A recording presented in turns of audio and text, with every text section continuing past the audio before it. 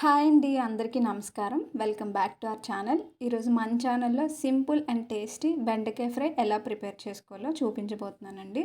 దీనికోసం ముందుగా ఒక కళాయి తీసుకొని కళాయిలో ఫ్రైకి సరిపడా ఆయిల్ వేసి ఆయిల్ హీట్ అయిన తర్వాత వెల్లుల్లి, అలాగే పోపు దినుసులు, కొంచెం ఎండుమిరపకాయలు, అలాగే కొద్దిగా కరివేపాకు కూడా యాడ్ చేసుకోవాలి.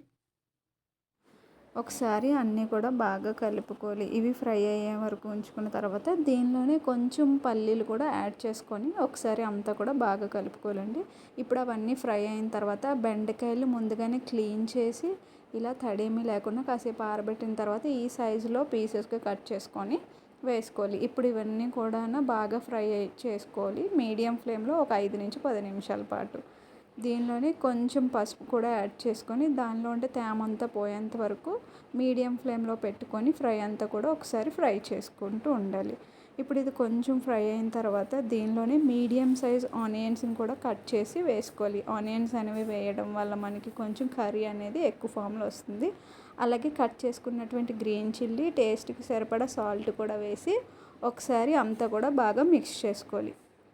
ఇది కాసేపు మిక్స్ అయిన తర్వాత దీనిలోనే కొంచెం ధనియాల పొడి కూడా వేసుకొని ఇప్పుడు మీడియం ఫ్లేమ్లో ఒక్క 5 మినిట్స్ ఫ్రై చేసుకుంటే సరిపోతుందండి. అంతే, టేస్టీ సింపుల్ బెండకాయ ఫ్రై రెడీ. వీడియో నచ్చితే లైక్ చేసి ఛానల్ని సబ్స్క్రైబ్ చేసుకోండి.